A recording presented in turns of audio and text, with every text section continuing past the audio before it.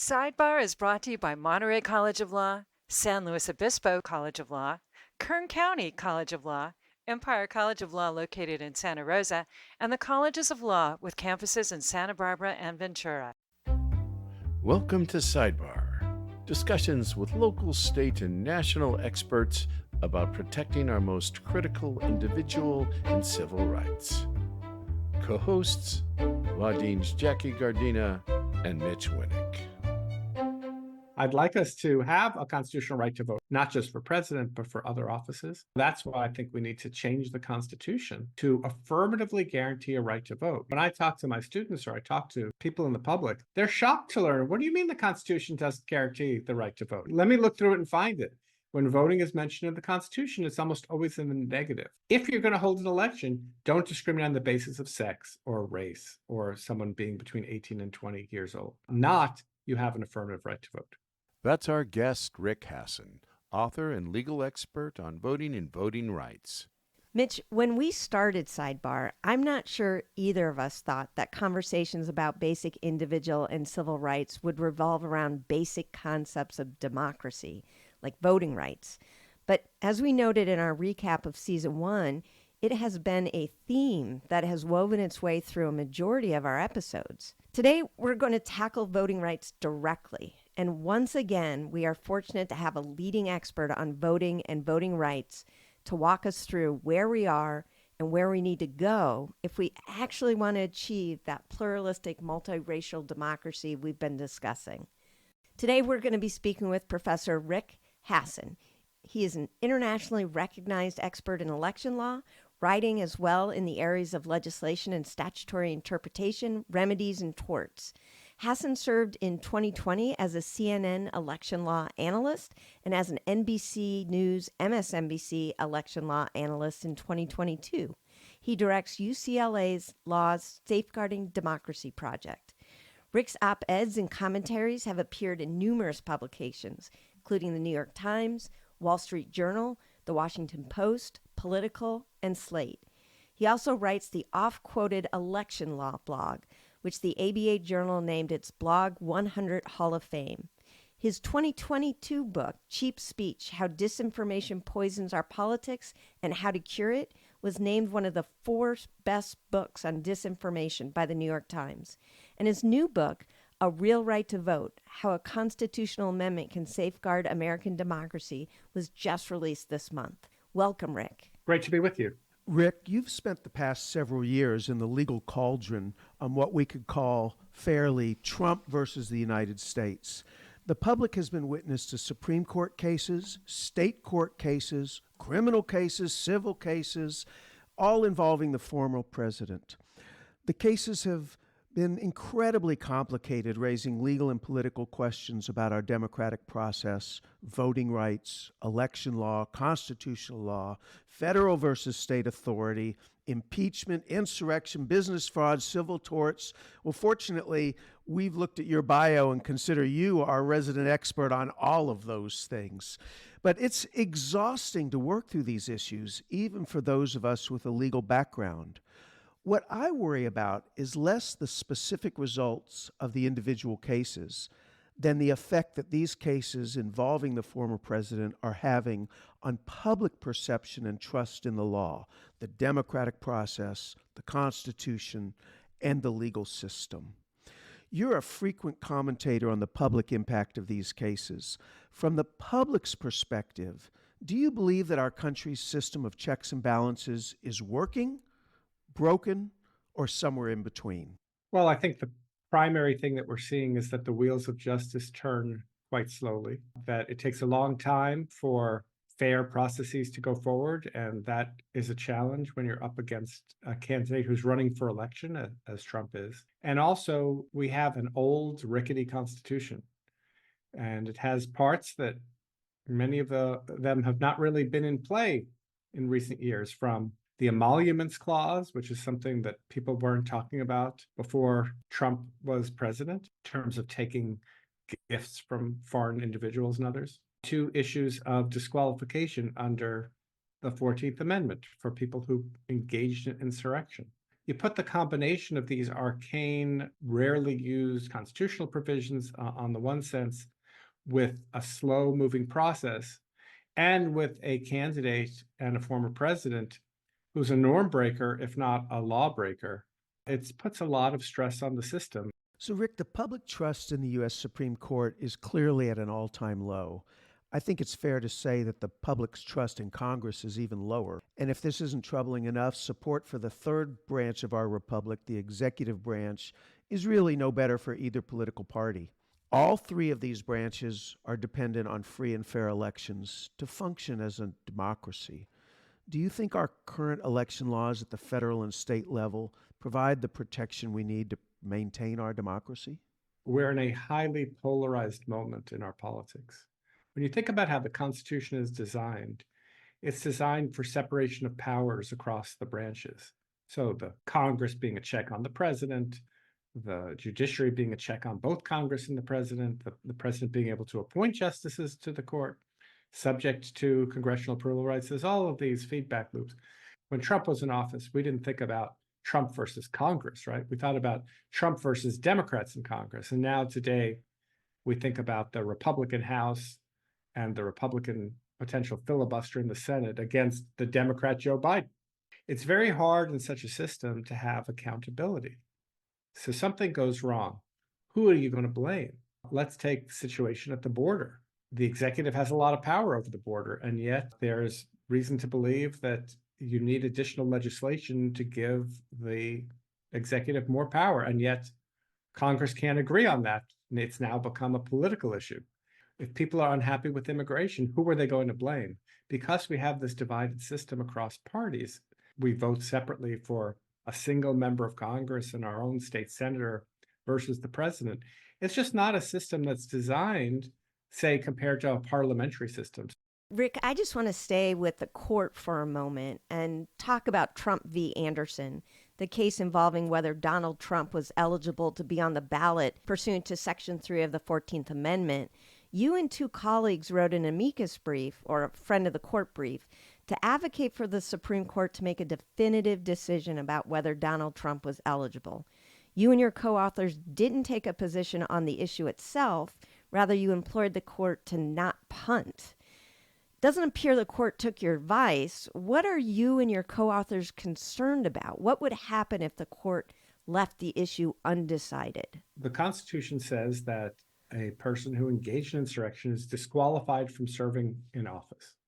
And if that office includes the presidency, then if the courts are not going to decide that question, and the states cannot decide that question, then it potentially falls to Congress. One potential issue that could come up is, imagine we get to November, it's Trump versus Biden 2, and let's say that Trump appears to win in the Electoral College, but Democrats control the Congress. Would they take their constitutionally mandated power to determine that Trump is disqualified under this provision of the Constitution? So imagine you've got an election winner and the opposition party is going to try to disqualify him. Whether or not there is a good legal basis for this, it presents grounds for great political instability. And that's why Professor Ned Foley, Republican lawyer Ben Ginsburg, and I filed a brief. We often don't agree on substantive election law things, but we agreed on this point that having a definitive resolution of this issue would help the country, because doing so would make it less likely that we have chaos and even potential violence come either November or in January of 2025, when Congress counts the Electoral College votes.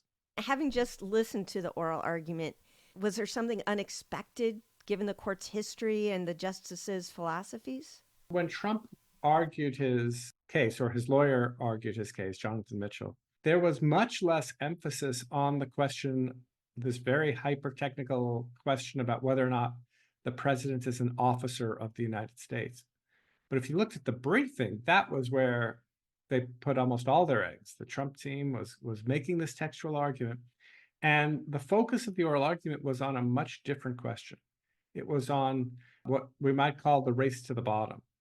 If you start letting states disqualify presidential candidates on grounds they participated in insurrection, What's going to stop, say, every Republican state from disqualifying Joe Biden and every Democratic state from disqualifying Donald Trump? If there's not going to be a single standard, if you have a situation where whichever state goes first and makes a factual finding, say in a state court, as Colorado did, and that factual finding has to be deferred to by the US Supreme Court, then you have a first mover problem. It would just be kind of the luck of the draw as to what the first district court judge or state court judge decides the issue to be.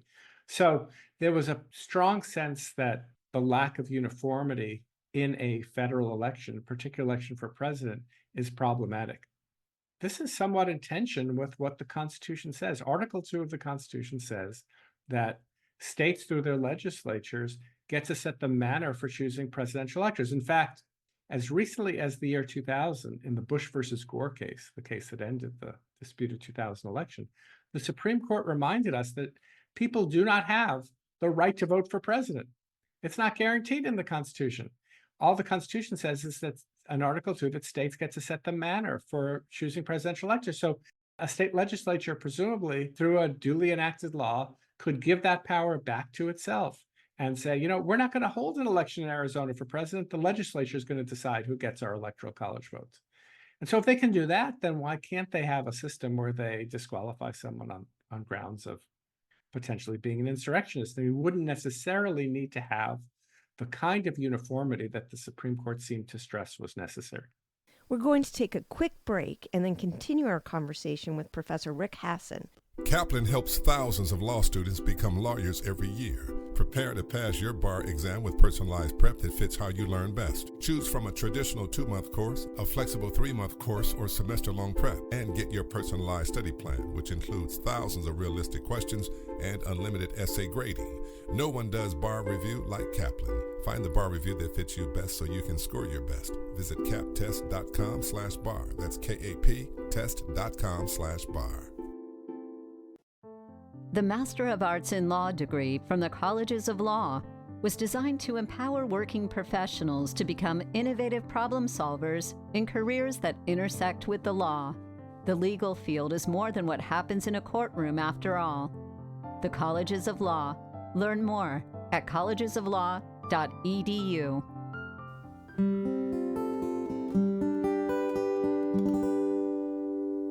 Right after Colorado decided that Trump was ineligible to be on the ballot because he engaged in an insurrection, critics claimed that the decision was undemocratic.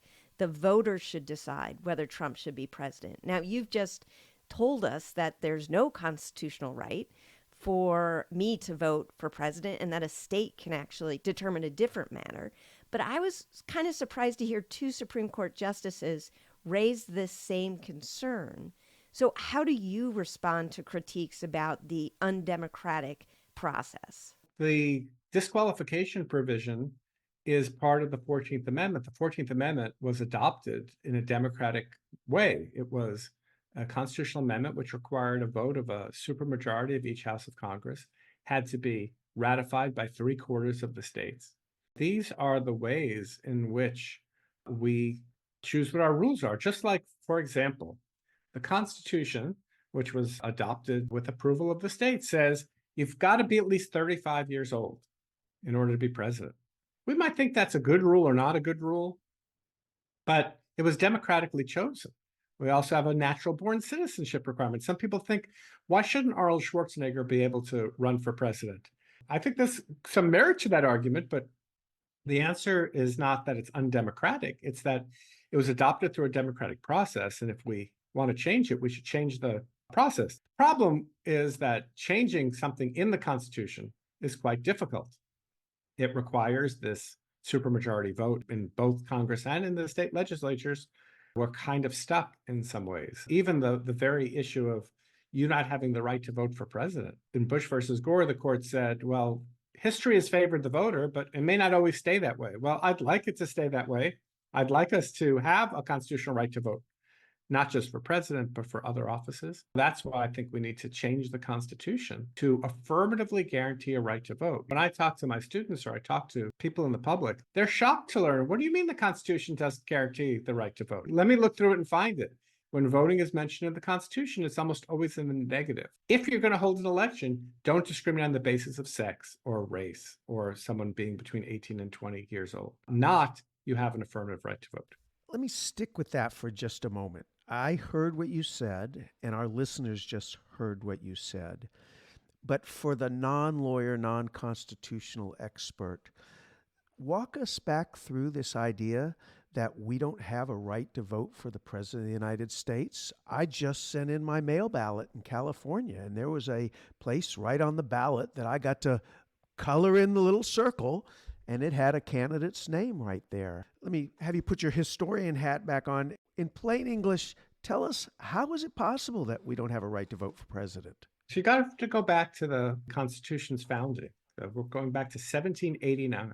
If you go back and look in that Constitution, let me remind you that not only did the Constitution in Article 2, as I mentioned a little earlier, not include a right to vote for president, but instead says that state legislatures get to set the manner for choosing presidential electors.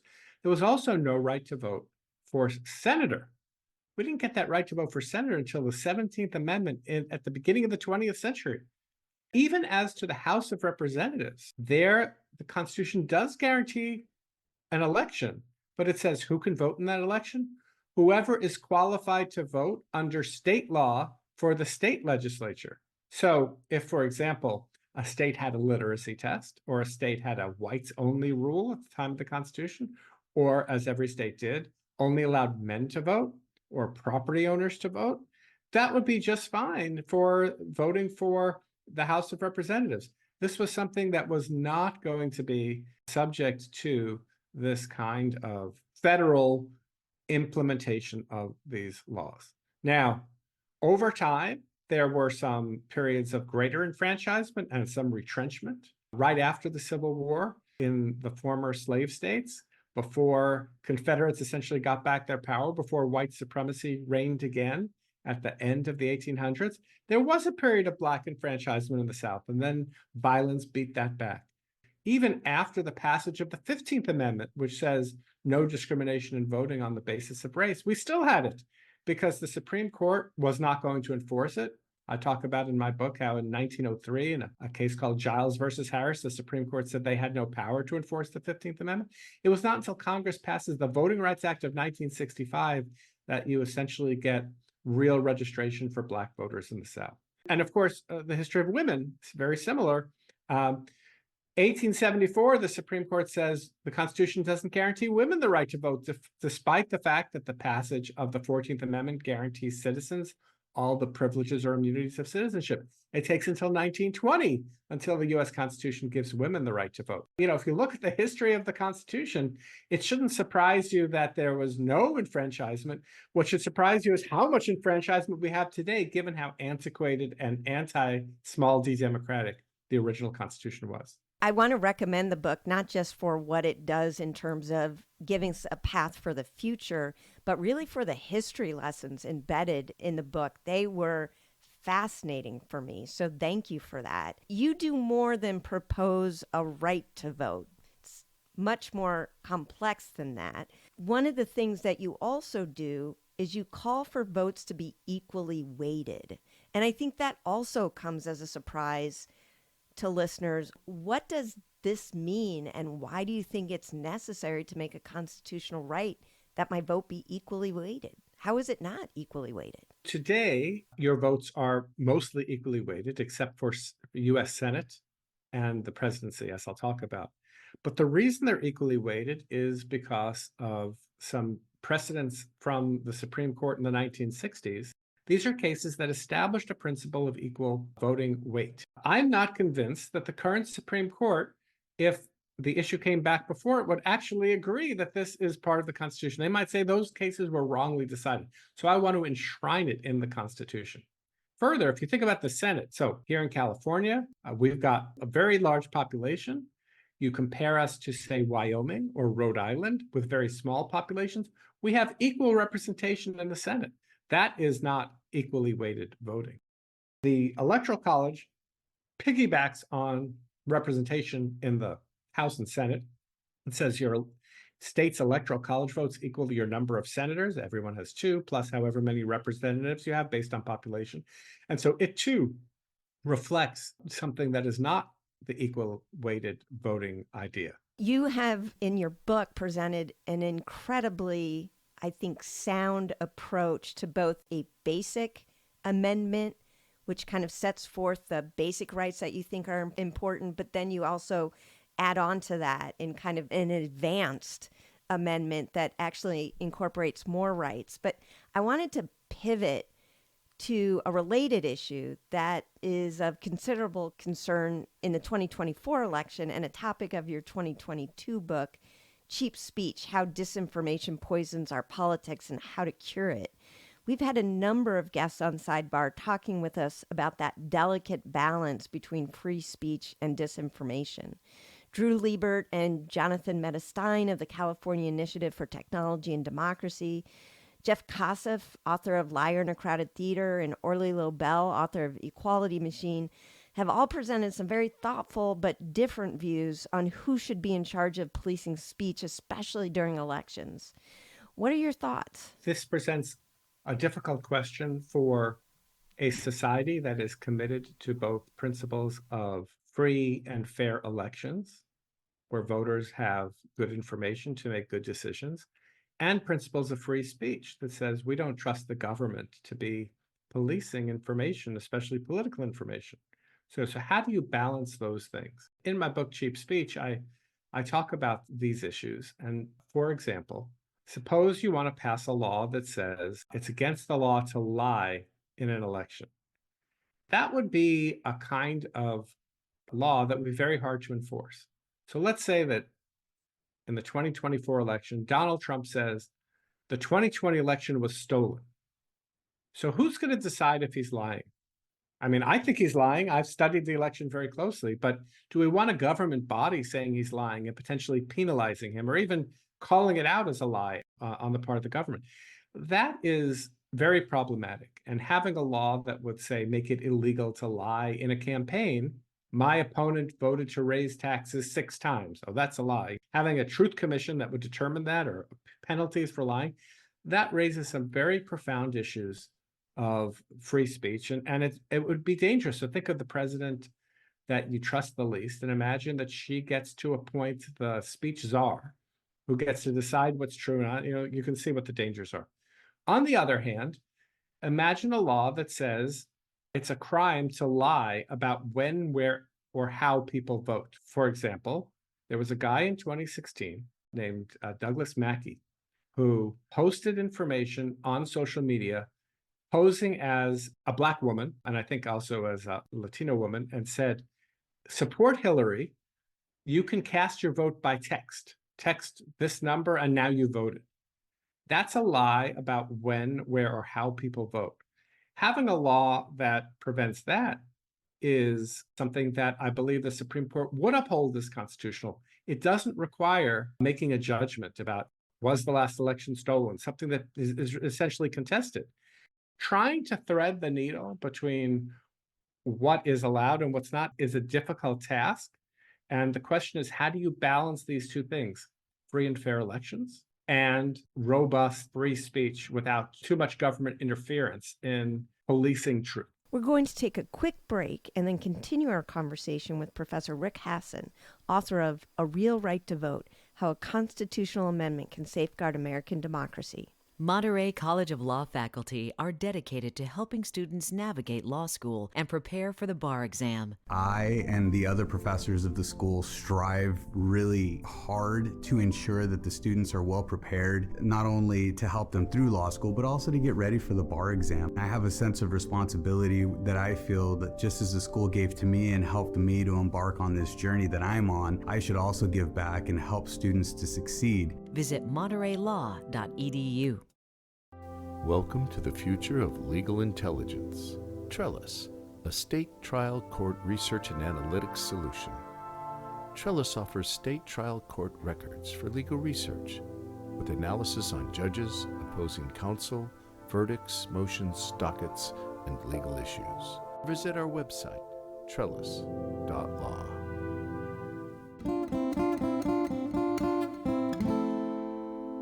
One of the things we discussed on an earlier show with Drew Liebert and Jonathan Metestein was the concept of labeling speech, because certainly in election laws and in most states, the courts have allowed us to require certain disclaimers. This ad is brought to you by the Rick Committee for Intergalactic President.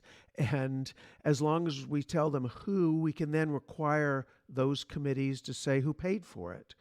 One of the ideas is to use that model to require disclaimers on speech, political speech, particularly that which is AI generated or chat GPT generated. Counterargument has been it's too little too late. It will never address the problem. What are your thoughts about this? First of all, I do believe that requiring disclosure or labeling of, say, deepfakes is constitutional.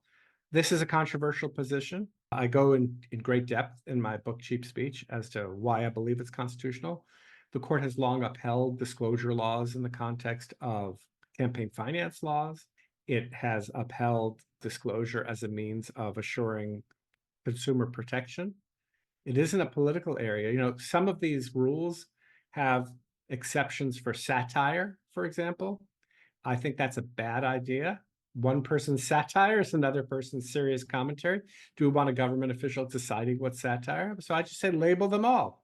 They could be labeled in a non-pejorative way. It could just be it's an altered image, right? It could just appear on the bottom. That won't take away much from the satire if you have that.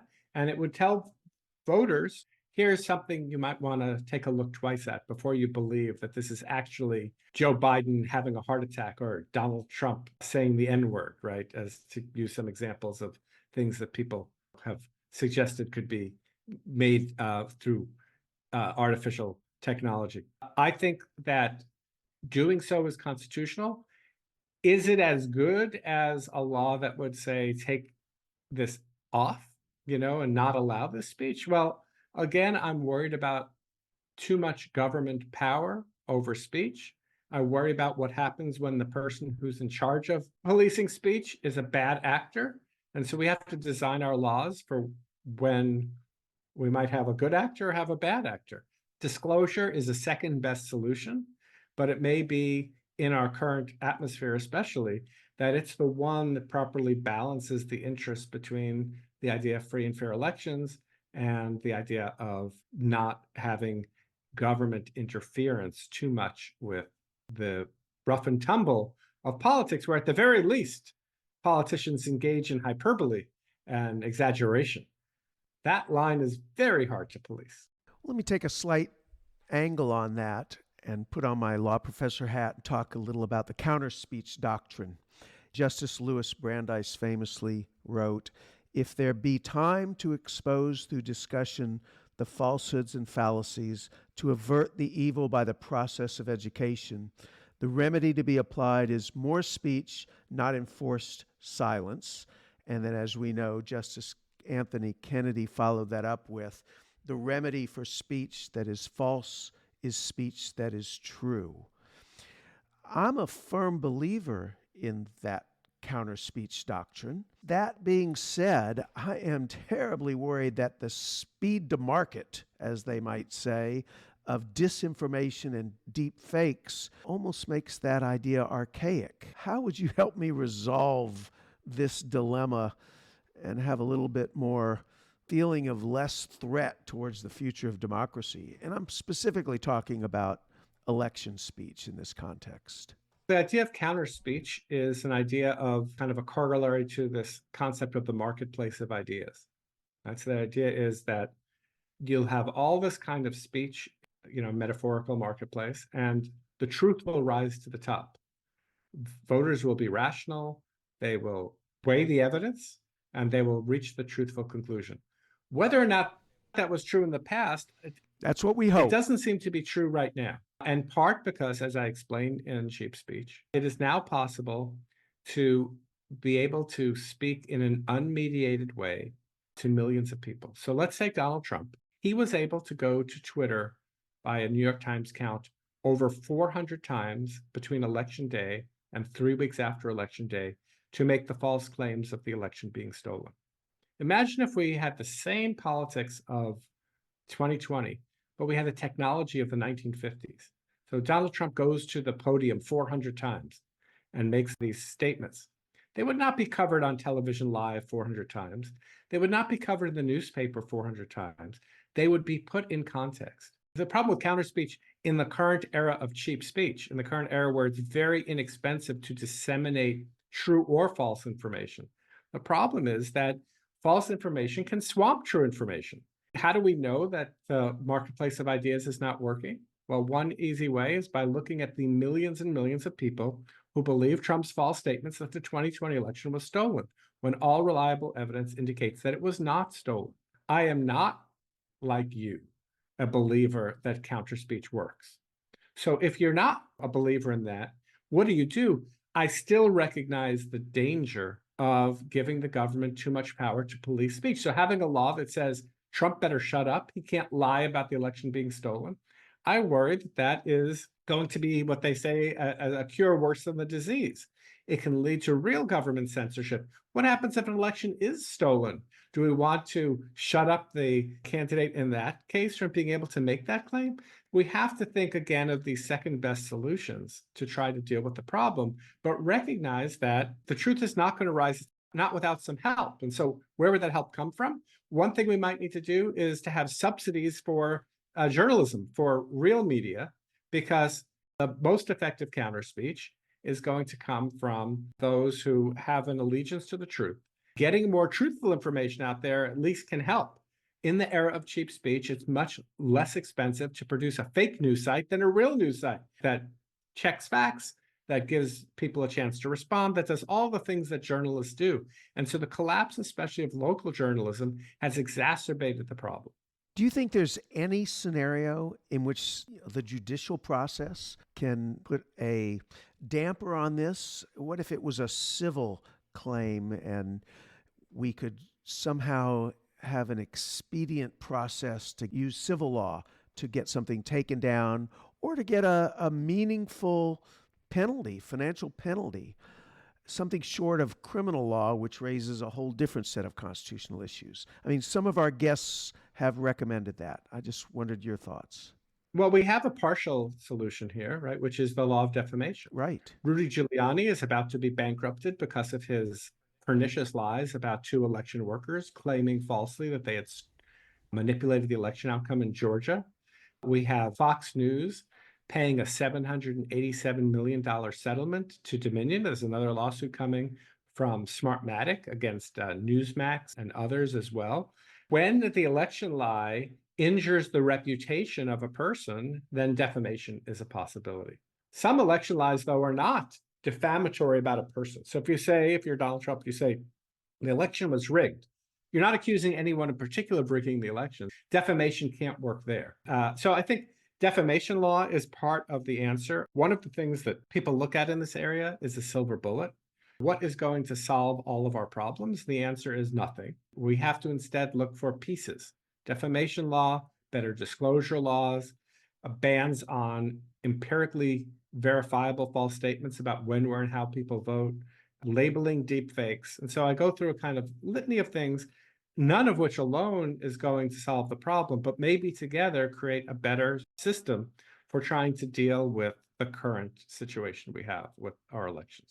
I want to stay on this idea of election lies in particular, but focus in on attorneys, because attorneys have been, unfortunately, deeply involved in pushing, supporting, encouraging some of these lies. Now, we have an ethical obligation when we're before a court to speak with candor so that the administration of justice is not interfered with.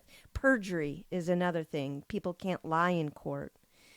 Do you think there needs to be, for attorneys in particular, an ethical obligation outside of court as it relates to elections? I think we're seeing now with the attempts to disbar John Eastman, Rudy Giuliani, Jeffrey Clark, that we're seeing if the bars can police attorney conduct. I do think, I'm not an expert in legal ethics, but I do think that attorneys have an obligation, certainly when they're speaking to the court, to speak truthfully, and forthrightly and not to misrepresent facts. If we started to apply those rules outside the courtroom, I'm afraid a lot of attorneys would be in some trouble. I think that when it comes to election-related speech, I think that even if we cannot legally punish attorneys for engaging in false speech that undermines the integrity of elections, it is something that should be condemned as an ethical violation.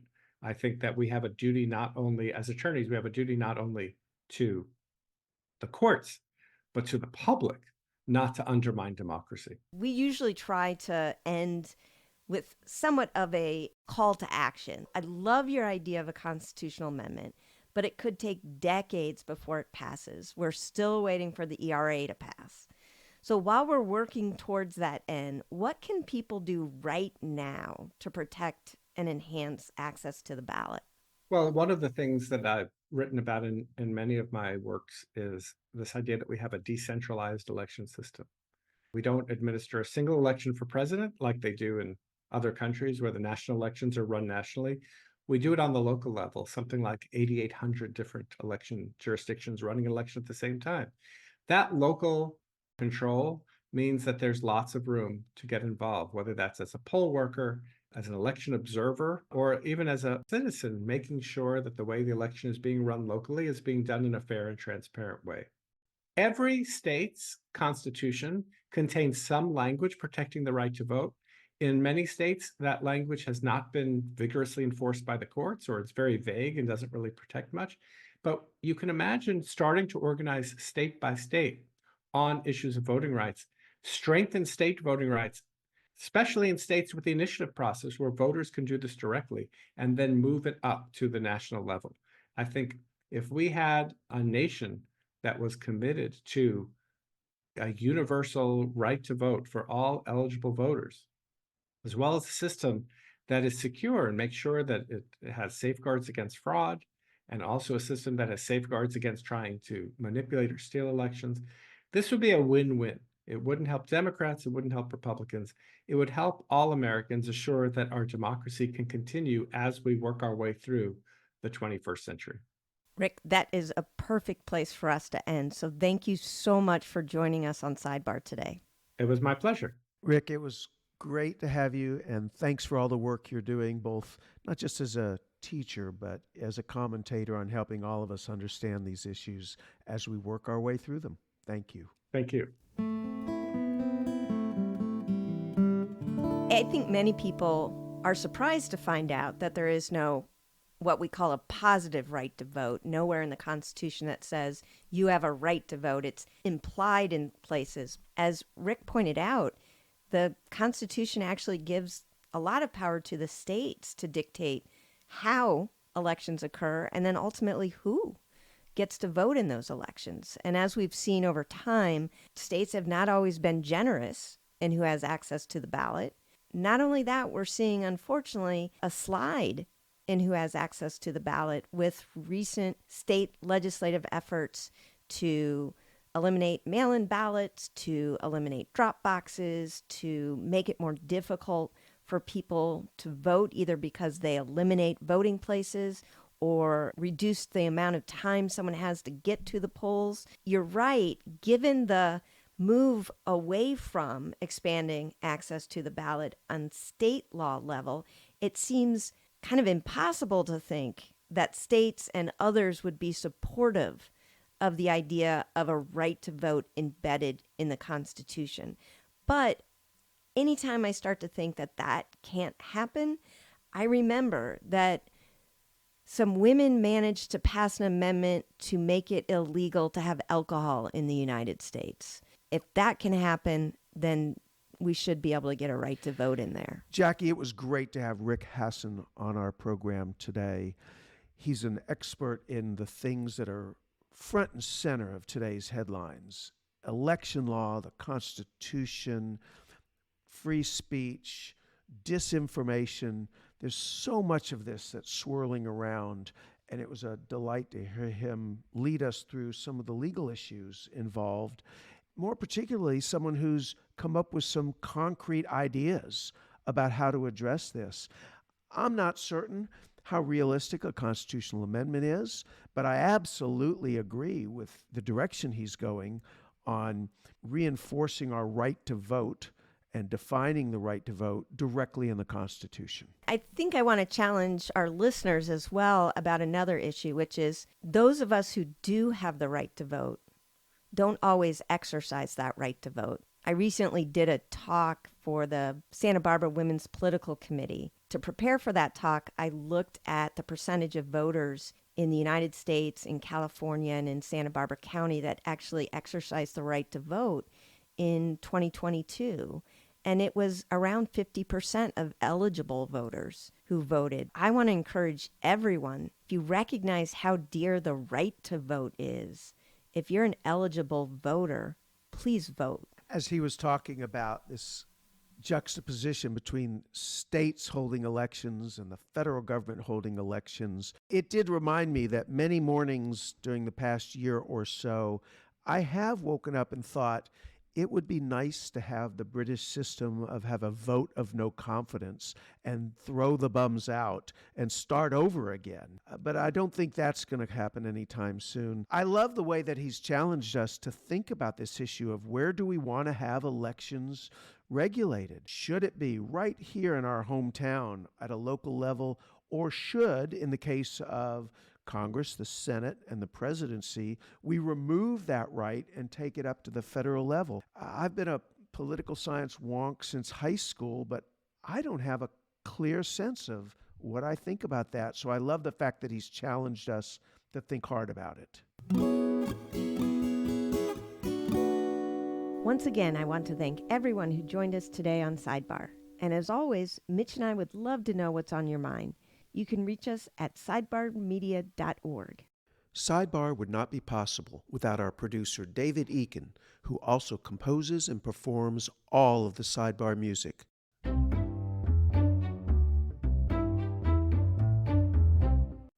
Colleges of Law and Monterey College of Law are part of a larger organization called California Accredited Law Schools. All of our schools are dedicated to providing access and opportunity to a legal education to marginalized communities. For more information about the California Accredited Law Schools, go to calawschools.org. That's calawschools.org.